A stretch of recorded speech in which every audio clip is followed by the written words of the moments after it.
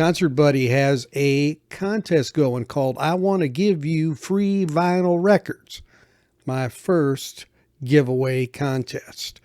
So first thing you got to do is to enter this one is go to Concert Buddy. That's Concert Buddie with a space between the words, and sub him up.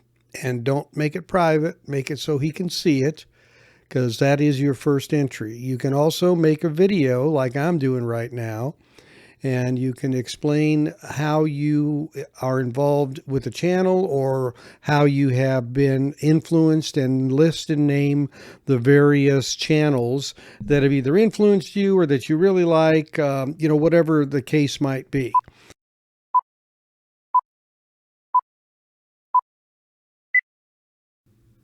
Hello, everybody, and welcome back. This is David Bianco. Today, we're going to be taking an audio excursion with Chad Kassem. I got a chance to talk to Chad yesterday and catch up on a few topics, kind of just have a casual conversation with him and see how things are going, and had a few specific items to cover. So sit back, relax, let's take a few minutes and see what's going on with Analogue Productions, Acoustic Sounds, and Quality Records Pressing with Chad Kassem. Here we go. Let's take an audio excursion.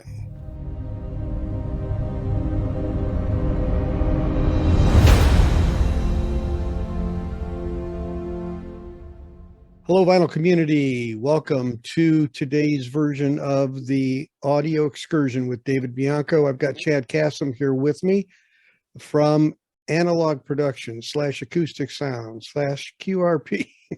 all the entities that make up his enterprise and Salinas canvas. Thanks, Chad, for joining me today. All right, David, how you doing? I'm doing great. Good. Well, thanks for taking the time. I know you're a busy guy. There are just some things I wanted to kind of catch up with you on and just find out what's going on in your world. And also one of the things that I noticed just starting right off, because I've been following the Steely Dan thing pretty closely, being a fan, and the announcement coming and came. And when I was, the reason I caught this, frankly, was Steve Westman was doing an interview with somebody, and he had mentioned Asia being 40,000 units. And I knew that didn't sound right. Yeah, I love Steve, but he keeps saying that the Bill Evans box is $1,000. And then I don't know where he came up with the 40,000 Asia. Yeah. I'd love for him to tell me where he keeps seeing that the Bill Evans is 1,000 and where the Asia is 40,000. I'd like to know where that's coming from, but yeah, I love him. He's great, man. I just somehow his numbers. Yeah, and I put a note in there on his stream. Yeah, so it's what? It's 30,000 for Asia. What we're doing is 20,000 of each, right? And 30,000 of Asia. Yeah, because 40 was kind of that magic number with Thriller. People had stuck in their head. Yeah, but no, I knew it wasn't 40. Maybe look, what happened was the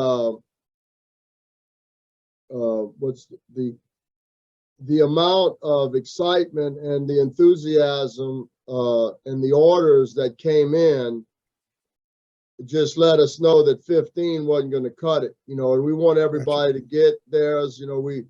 We want everybody was complaining about the small batch, and a lot of people making insufficient quantities to satisfy everybody. Gotcha. And we didn't want that to happen. So we decided to make 20,000. Okay. The ones that were 15, we decided to make it 20. And the Asia, we decided to make it 30. Gotcha. Okay, that's good. That's a better chance for everybody to get it. That's what we want. So that's cool. I just, yeah. And we just now there is 2 titles that are coming out.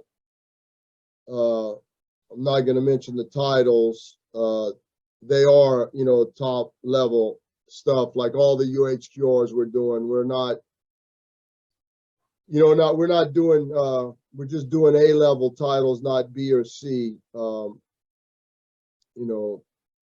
And Do you mean titles outside of Steely Dan, or just so I'm clear? no, like when I say an A-level title, a Kind of Blue, a Steely Dan.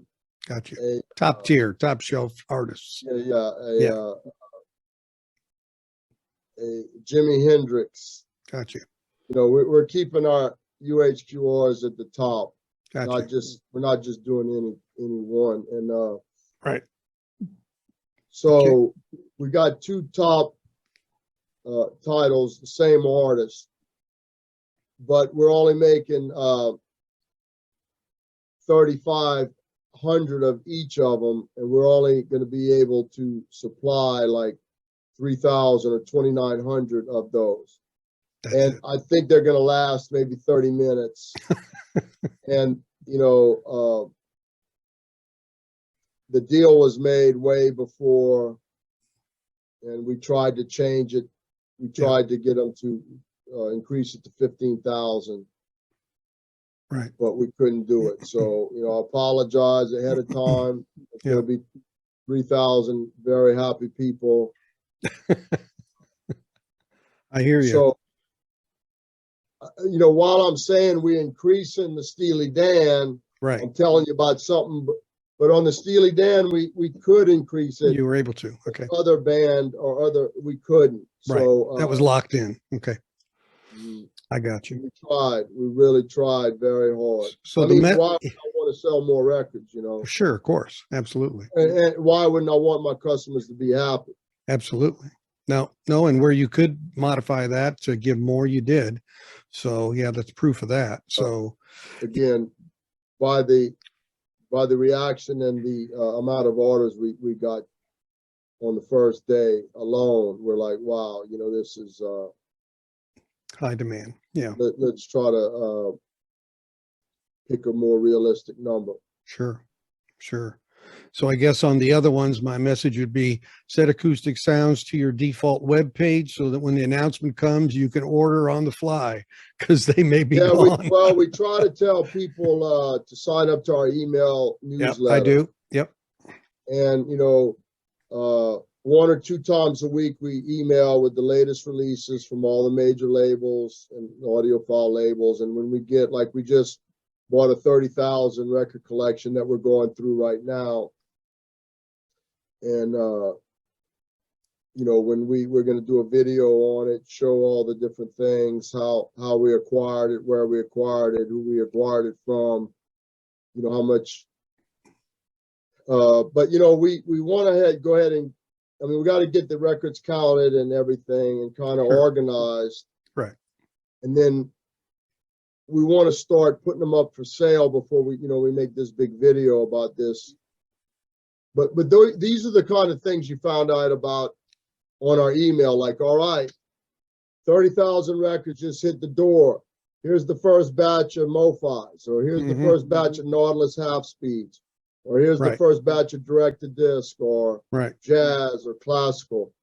And we're working on that. So what I'm saying is subscribe to the email newsletter and to subscribe to our YouTube channel, and you'll always find out about the latest and the greatest. And it's always better to act if you're looking for something when we first get it than to wait and call us later. Sure. And just curious, when I've always meant to ask this, and it just came up in my head, when someone does put in a pre-order, are they shipped in the sequence of the way the orders came in? Yeah, basically, the people that ordered the Steely Dans will get the lowest numbers. The earliest, the ones that ordered it the earliest. Yeah. Yeah. Okay.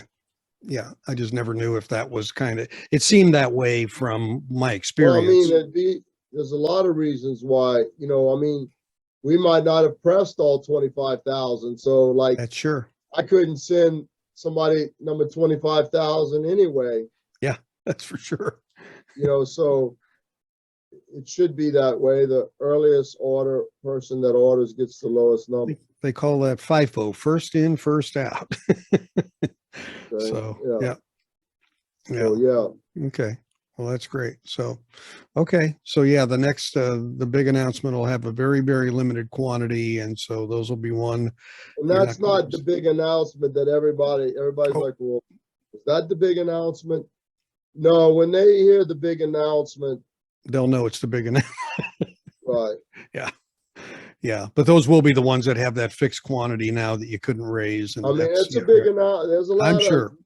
I'm sure. little big announcements, but I think everybody's waiting for the one with the cherry on top kind of announcement. well, I'd love to. I'm I know you waiting would. to. I know you would. By the way, the ones I think you were mentioning, that from that collection, they'll go through the vinyl vault, I assume. Yeah, yeah, the vinyl vault. We got Okay, just so five guys right. just working through the Yeah. records, trying to put them all together. Was that Lots of was that the Great White North collection you got from yeah. Canada? Yeah. Okay. Yeah. Yeah, I saw that now. Yeah, so that's good. So yeah, so anyway, the ones he was talking, MOFI Nautilus, those are ones, they're in a collection that will be available through the vinyl vault. So good. Yeah, those are always fun because, you find some real cherry stuff you can't find, occasionally in those. That's what everybody's looking for. A ton of great records. Yeah, that's good. That's great. By the way, we're speaking of UHQRs, and I have to mention, I recently did a video called In the Search of the Perfect Box, comparing the MOFI box and your UHQR box. And based on the feedback and commentary I got where people had a preference, your box won 75%. Just FYI. Oh, that's very interesting. Yeah. Did you tell the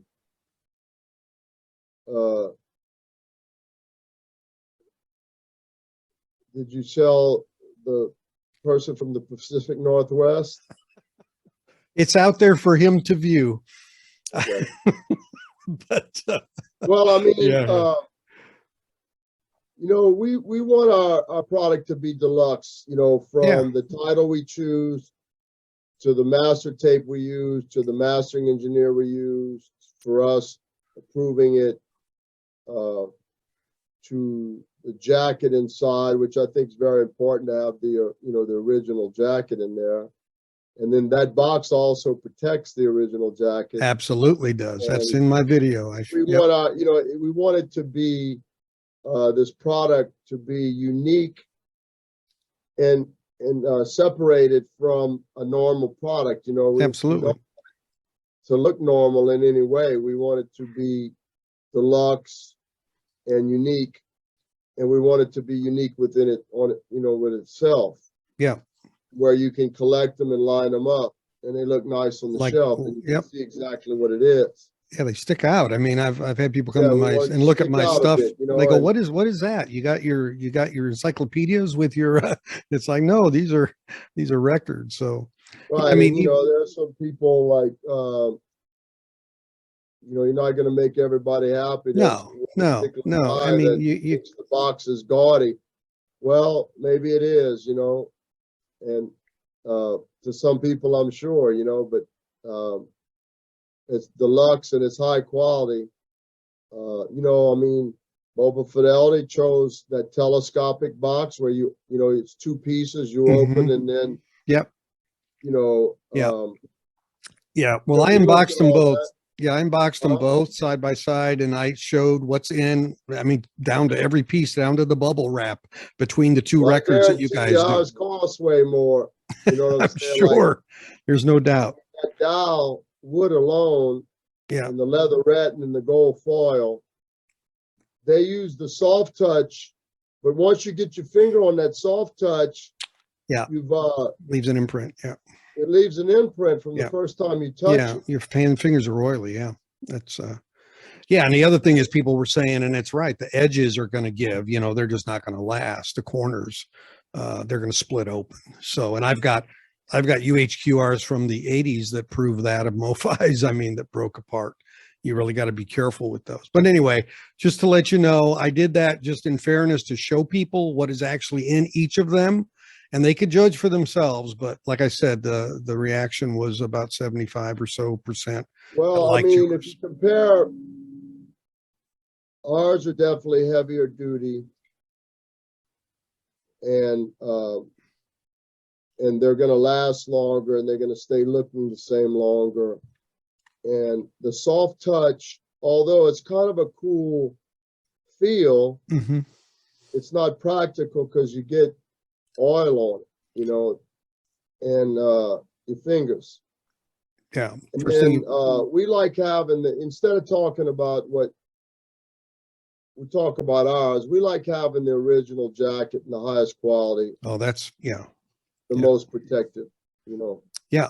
Because it's not, the records aren't in there, so you're not going to get the seam split problem. Yeah. So, you know, yeah, and it's nice, and it's like out of the factory, out of the printing factory when you pull it out of there, and you know the number stamped in the back and that. So yeah. So anyway, I just want to share that with you because there'd been all this discussion about that, and I said, well, let me just lay it out there and see what people say. You know. Well, what I always need to remember, and I think everybody needs to remember, like a couple of people that complain, it seems like it magnifies. Absolutely. Like one person seems like 1,000 when it's really one person. Yeah. That's in life. It's that way. So I think they call it squeaky wheel gets the grease. You know, that's what that meaning I think Well, is the about. loud minority, Yeah. Yeah.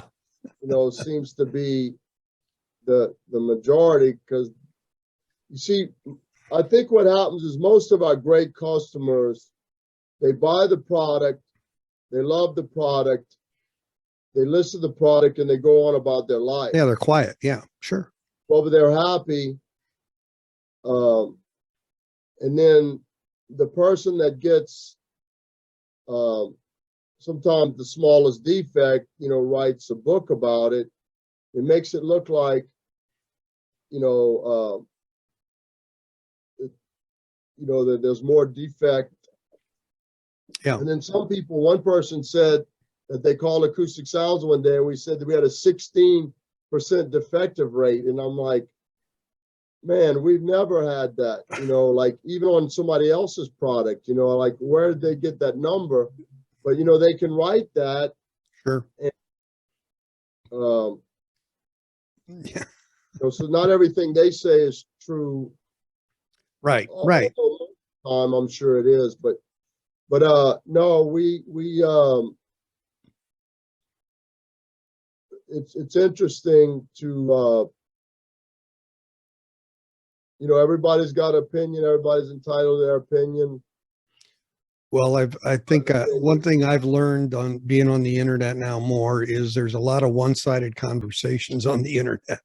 You know, it's just boom, one side blasts, and you know, yeah, it's just the way it is, unfortunately. Well, the thing is if somebody's got a defective record, we either replace it or give them their money back. So It's the best you can. I mean, what else can you do? I mean, yeah, yeah. I mean, there's really nothing so else you can do. once you give them their money back, you know, they can find something else to complain about. Yeah. And they will, but you know, like we try our best to make the highest quality product, and we think we do a good job. But for me to sit here and say that every record we make is perfect, it's not. They're not. Nobody's you know, they're records, and we need to just try to make them as consistently good as possible. Right. And that's what we try every day to do. Yeah. So that dovetails a bit into a question I was going to ask you, but it wasn't in sequence here, but it kind of fits a bit. So as it relates to, and you know, my background in manufacturing, about the issue of, you know, quality control versus quality assurance, what kind of, whatever you're willing to share, of course, about your process of how you validate product or how you inspect product, or what your method is of assuring, you know, that you have good repetitive process for manufacturing and the output's good. Anything you can share about that? Because I know it gets talked about a lot. People wonder what gets done in the factory related to that. Well, we've got like 2 or 3 QC people per shift that constantly listen with headphones to the record, their whole 8-hour shift. They pull it off the press. They play it. There's different parameters they check for, and they go and they can shut a press down if they want. They work with the pressman. They don't start putting labels on it till they're running it with white labels until the QC person says, all right, it's good. Put labels on. And then they just continue to listen all day long. And they're looking through a magnifying glass and listen with headphones. And they're listening to all the records all day long. And then we got the pressman, if there's a defective record they see, they pull it out the pile. And then when they're sleeving the records, they're all trained to look at both sides of the record real carefully and go slow under really bright lights, using gloves, surgeon gloves or whatever. And they don't touch the record with their fingers or their skin. They inspect it and they put in only the best, and they take out anything that they see a flaw. What would be the how do I put it, the minimum amount of time a record is pressed until it gets actually sleeved? Well, we like to let them sit for 24 hours. Okay. You know what I mean? In the stack. Mm-hmm. Yep. It keeps them flatter. Yeah. And putting it straight in. Right. Okay. And as it relates to the listening process or the QC process there, what, you say, you'll use, you'll get up to 1,000 per stamper and that type of thing. But what often is the trigger to say, no, we're not going to make 1,000, we're not going to be able to get 1,000 out of this one. We need to change the stamper. Is it audible things? People or are is trained it if they noticed any slightest thing that the first notice of anything being not like where it looks like it's starting to wear or whatever, they just pull it off and put another. So that would be more the visual by the operator potentially, or? I mean, they're trained to know what to look for, and they take it off anytime they think there might be something like it. If the thing's running good at 900, they keep it on, Gotcha. Yeah. But if it's running bad at 5, the moment they notice, they take it off. We do everything the highest quality that you can do. You know what I mean? Gotcha. That's what they're trained to do. That's what we do. Yep. Okay. Yeah, those were just some areas that had come up question wise that I didn't know. They don't try to. There's not a number they're trying to get out of the stamper.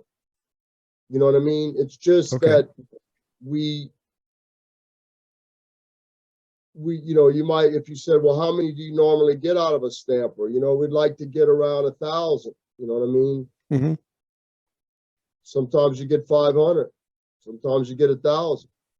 The first sign of anything, we change it. Hey, I did want to ask you, is there going to be, I don't know which release will be, or which will be a release whereby any kind of new mastering chain info is going to be on?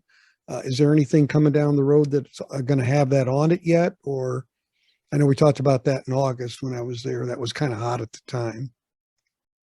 Well, the announcement, the series that I might announce may have it, but I can't announce the series. So okay, but it isn't going to be on the Steely Dans, I assume.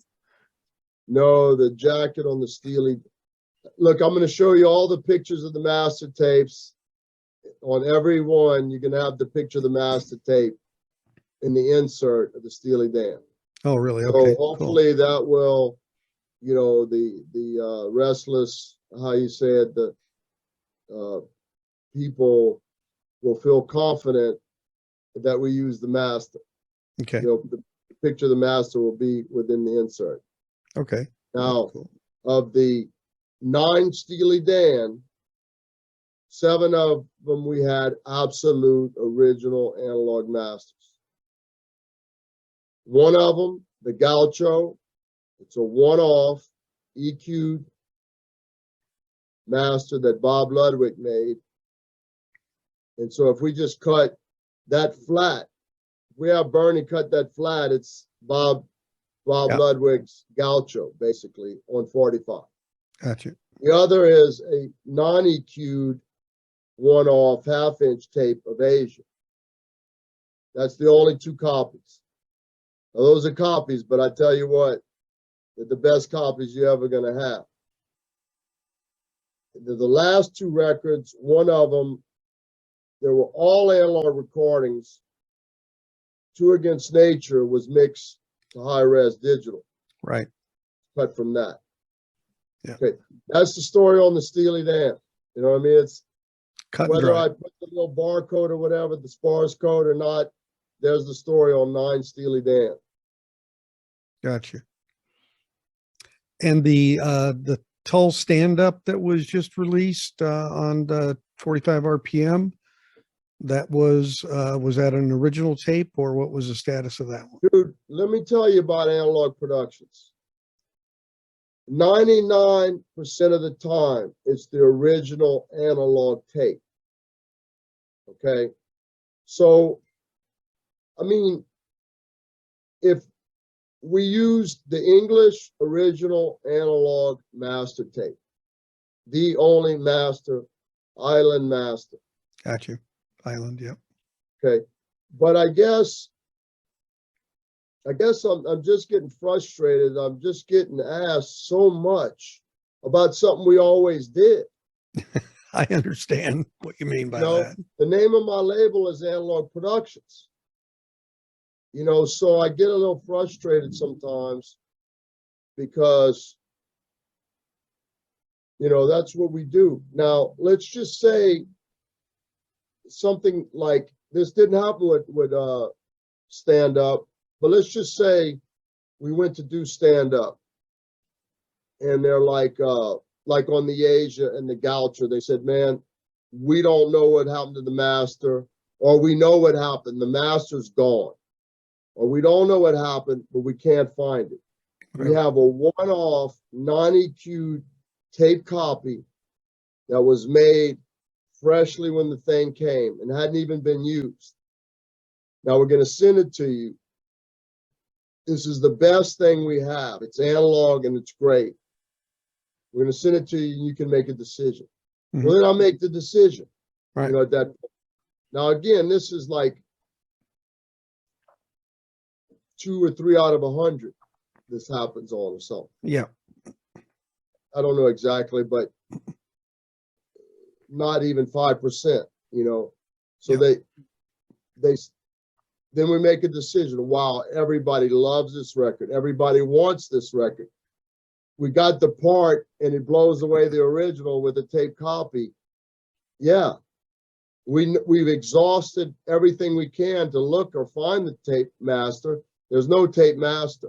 So since we exhaust all methods of finding it, and we get down to this is the best that there is in the world. And if there's no other master and this is the best, at that point, that becomes the master. You know, right? And then we just make a decision. Sometimes we pass, sometimes we use it. So, Gotcha. but I'm really, our reputation is very important to me. Yep, I think your passion proves that. Right. Without any doubt. You know, and we really believe that the analog master, there's other people that say transferring the analog to digital source and then mastering from a digital source is better than mastering from the analog master. I mean, it doesn't really make sense to me, but there are some people, well, one person that says that, you know, and so that's their opinion, and I have my opinion. I do things my way. It's Analogue Productions. Yeah, and it's frankly, it's not a matter of the fact that you haven't always been transparent. It's just this other situation triggered more questioning than usual, I think, is I mean, reality of it's it. fine, but you know, at some point, our product speaks for itself. Right. Our reputation, you know, hopefully, I mean, buy some of our records. If they sound great, buy more. If you don't like them, don't buy anymore. I mean, I'm fine. We're going to be fine. We're not able to keep the records in stock, you know. So if you buy something you like, you know, keep buying it till you don't like it anymore. I mean, like, um, and that's my suggestion. Well, I bought plenty of them. They're behind me, and I don't have one that I don't love. So that's just me. That's my ears. That's what you know, it's very Well, the people consistent. that got to stand up and digging it, man. Kevin Gray mastered. He did a wonderful job as normal. Well, that's good because, you know, to be honest, Tull OGs to me they always sounded a little, I don't know, muddy's a strong word, but they just, you know, you just knew I there mean, was it's more gonna be there. better. I mean, you know, it's Ian Anderson's not going to jump out of your speakers and No. stand on one leg and play the flute for you, but Hey, now wait a second. I got to tell you a story. I've seen Tull 12 times in my life, and 2 times I was probably within 20 feet of him from stage. And when that guy plays the flute, you get spit on. Believe me, that stuff's flying in the air. But he's an unbelievable showman, that's for sure. yeah, no, you know, Stoughton did the jacket. You know, the English jacket, while it's the original, they're really thin and flimsy. Um, Yeah. the first issue that the wood carving was very light, and the second issue was too dark. And ours, we went right in the middle of the, you know, if you compare our jacket against the original, you'll say, "Whoa, theirs is darker," but we like it darker. You can read it better, Yeah. and then our jacket, we think our jacket's a lot better. It's thicker. It's the highest quality jacket. And then they had to glue the little stand up one by hand. And Yeah. we're it's #1 seller right now. And the Animals, the remix of Animals, SACD is just, I mean, we're sending like 100 a day out or something crazy, you know. Wow. Yeah. That's great. Yeah, I really appreciate the multi-channel stuff coming out. That's fabulous stuff. I've finally Well, it got only took 5 years on the yeah, right. It did. Hey, one thing, when you are, let's say you have something that you have a time-based contract on how long you can make it or sell it. I was thinking of this one exactly. I don't know why, but I pulled this one, Roger Waters, Amused to Death, and you run out of those. Then how do you decide to prioritize, you know, repressing stuff like that? well, you know, if we've been out of it a long time, we'll probably put it up to the front. Uh, we're trying to put the pop and jazz up to the front, a little bit over classical right now. Mhm. We're the Prestige, when we get the next, I think we're going to be getting maybe 20 more jackets, different jackets. The Prestige are on fire. It's unbelievable, man, how Yeah. they're selling. You know, it took a while before people recognized the quality and the titles that we chose and the quality that we put into it. And you know, I think it took another company to make the same record at $575. And so, I mean, we had them available for years, and then the company didn't extend our contract. So it'd been about 7 years since we were able to repress them. That was another thing. Sure. So we should be getting some Prestige jackets in, hopefully before the end of the year. And then when we get those, they're going on right away because, I mean, basically, I try to be smart about it, you know, like what's the most popular thing? What are people wanting the most right now? You know, I'm just trying to satisfy everybody the best I can. And, you know, if let's just say a Leonard Skinner sells better than a Tony Bennett or something, and I've been out of Leonard Skinner for a long time, then, you know, I'm going to put Leonard Skinner on. So, but it's an everyday changing thing. And sometimes I'm not around for them to ask, or we don't have all the figures in front of us to make the decision. So we just, hey, we got the parts and the jackets. You know, we want them all pressed. Yeah, We want them all pressed, and they're all going to sell. It's just, you know, what priority do you want? I mean, we just try our best. Got you. But, you know, we have about 100 titles on Backorder right now. You know, that's why I always say buy now or cry later. I mean, you know, and that's why it's kind of hard to be sympathetic, you know, when you have the Bill Evans box set available for so long, you know, and then they wait, and then you see them going for $2,000-3,000 on eBay. Yep. And you have it available again, and most people buy it, you know, and then there's always the few that pause. Right. You know? And, you know, that everybody's got the right to spend the money the way they want to spend it. But, you know, it's just, sometimes it gets frustrating as, you know, when I have it available. Like, for instance, the Beach Boys. Our contract's over on all the Beach Boys. Mm. You got it. You got it. You don't. You don't. Well, you can buy them. We still have some. You have some. Okay. Well, that's good to know. Okay. Yeah, we have some. But you won't be present anymore. Right. Right. That's for sure.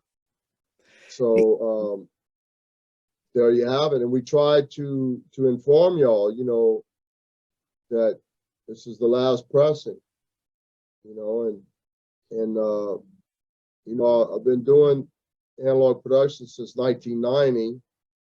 So, I mean, there's one thing I can guarantee is that we'll be out of every title at some point. I just don't know when. Right. Yeah, for sure. Hey, I And meant so, to ask you on the Beck Steely Dan, November 4th is still the drop date, right? On Can't Buy a Thrill. Everything's cool with that. yeah. Yep. And will the future releases of those titles all be like synchronized release dates with Universal as well? I mean, we're going to try our best. You know, I don't want you to call me and No, say, I didn't know if that was a contractual thing or what that was. It was just, you know, it's well, even if it was contractual. I mean, you know, with the chain, the supply chain, and all that, you know, all you can do is try your best, and that's all we do. Yeah. And I hope to keep it on schedule, just as we announced. Mm-hmm. We're going to try our best. Yeah. Yeah, it's a dynamic business, manufacturing. You don't control all the wheels. That's for sure. Well, it's hard to press that many records and make high quality records. Yeah. You know, you don't push a button and walk away and come back, you know. Yeah, you got to stay engaged. Those processes have to be monitored, and the output's got to be monitored. So, yeah, it's complicated. There's no doubt. Hey, one last question I was going to ask you, because I really don't want to keep you past 4:30. It's Friday. What do you want? Chad, what do you want your legacy to be? I mean, I know you're not that old, but just somebody had said that to me, and I thought that's a really great question. You know, what your legacy in the business and industry, or as a person?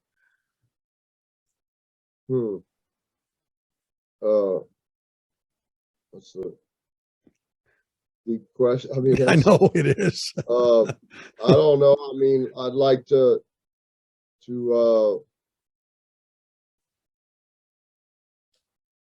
you know, I'd like for people to continue to want to collect our records and know that, hey, you buy an Analogue Productions, you're going to get a standard, a high standard of quality. And, you know, if it says Analogue Productions on it, you know, the guy in charge of Analogue Productions was trying his best to make the highest quality product possible. And he went to the ends of the earth, try to obtain the master analog tape, to, you know, get the best mastering engineer, you know, to make the highest quality product. So it's like, hey, I got an Analogue Productions. All the Analogue Productions have a high standard of quality, and, you know, and just maybe that, you know, somebody, that passion sells, you know, and that you can do what you love as a hobby, and you know, somebody was able to start a company as a hobby and had a passion, and was able to achieve his goals and continue to work on his goals, and that everybody should pursue their passion and try to make the best they possibly can on everything they do. And to do, you know, every step of the way, they were trying to improve the quality of what they made and be a difference and bring something, some enjoyment to people, create something, bring something new, you know, put my money where my mouth is and reinvest and buy something and invest in the future of our hobby. You know, I hope there's a lot of people that do that. You know, that we need people, other people, to just reinvest in this hobby and to believe in it and to try to create the highest quality product they possibly can. Yeah. No, and I can tell you, you know, the other thing I can say, you know, beyond your product is, you know, the investment you have in your people and how much they love working there. The people I've talked to, you know, it would be a great place to work, you know, and that's really an important aspect of life too, because as a businessman, you know, your people make it go, you know, and I give you a lot of kudos for running a great work environment, because they're not all that way, you know, and I really appreciate the fact you do that, because that's felt in the product at the end of the day too, because they know the customers are important to you. So kudos to you in that regard. That's very important. Well, today, the reason I was late is they had a Halloween contest, costume contest, and you wouldn't have believed how many people dressed up and how well the costumes were. I mean, it was just unbelievable. Wow. I mean, the passion and the commitment that they took just to dress up for the Halloween, was amazing. And so they wanted me to be the judge, and I mean, I was like, it was really hard. I would want that job. Too many good ones, you know. Yeah. And you know, and it took a while, but I was really impressed overall on, you know, and it made me realize that people do like their jobs, and that it's starting, you know, we're trying to keep it fun around here. And that's important, extremely important. You know, the one thing that everybody should know is, if you do what you love for a living, you'll never work another day in your life. Great statement. And, you know, we hope they love their job. I mean, they still got to work. They still got to get here at 8 in the morning. Oh, yeah. But, you know, they're making records, man. You know what I'm saying? Yeah. They're making Steely Dan and Miles Davis and Jimi Hendrix. Yeah. But I mean, my point to you is, honestly, Chad, I deal with a lot of different companies, and you don't see that as much as I'd like to. And that really struck me when I was there. I saw a video a gal did in your customer service. She had posted a few weeks ago. they interviewed her. It was just fun to watch somebody who really loved what she did and could connect with it. It's a great thing. I mean, we're trying to bring y'all in and show y'all, so y'all can, the tools with YouTube. Sure. And the emails and the internet, not everybody can make it to Salina, Kansas. Oh, we had a car collectors come through today. It was like 30 of them from Colorado and other states that met here, and we gave them the tour. And not everybody can come on that, even though we're on I-70 and I-135. But we try to show everybody what we do, and we try to be transparent and let y'all know how we do things, and we're proud of it. And we're real happy and we love it. It's just that, like, the only thing is,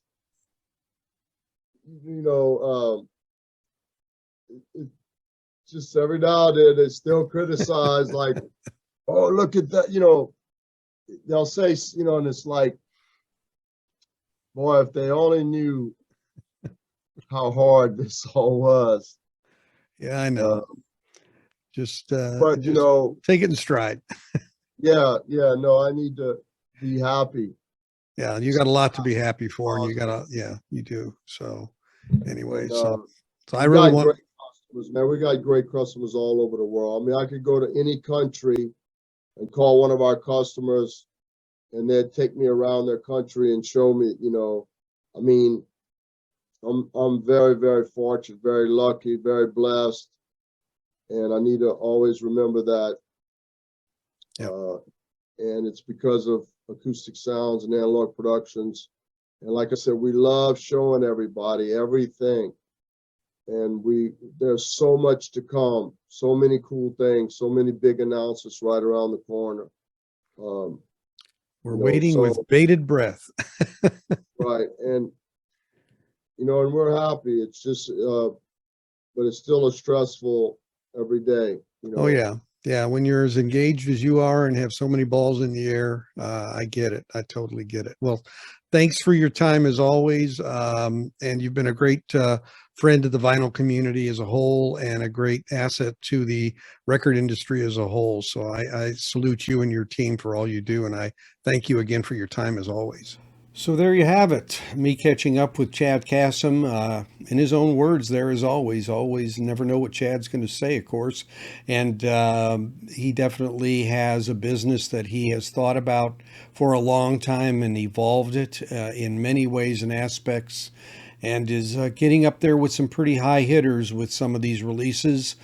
Steely Dan catalog being, of course, a really huge one, considering that it really hadn't had re-release. And now with something big that's coming, several of them that are coming here in the next months, I guess not at a point where he can say exactly what it is. I'm sure he doesn't control that.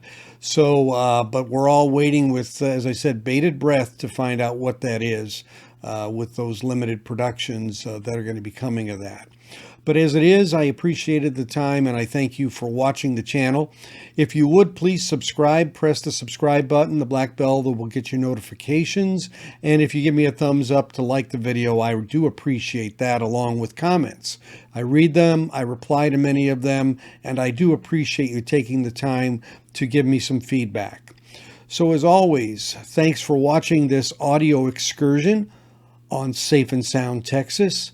Take care of yourselves. We'll see you soon.